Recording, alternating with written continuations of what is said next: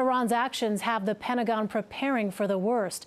David Martin is the only network correspondent traveling with the top U.S. general in the Middle East and got exclusive video of American military forces in the region.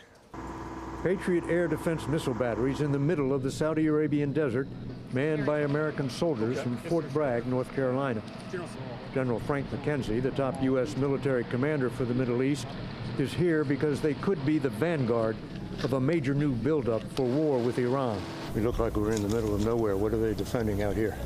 Well, as you know, they have, we're in the vicinity of Prince Sultan Air Base, or PSAB as it's known. Prince Sultan Air Base has a 10,000-foot runway and ramp space for hundreds of aircraft. To begin with, the U.S. will bring in a squadron of top-of-the-line F-22 stealth fighters, but this base is capable of handling much, much more. How many planes could you bring in here?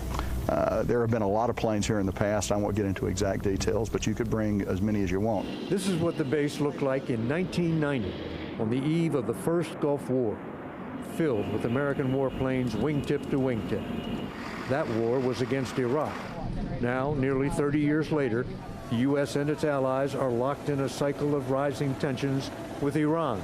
So when you look at the capabilities here, it looks like this is the beginning of preparations for if these tensions turn into a war.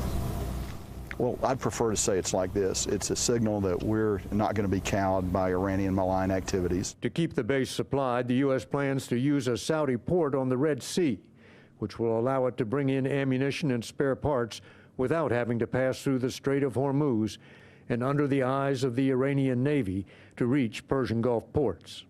This base is unmistakable evidence the U.S. is preparing for the possibility that tensions with Iran turn into a war.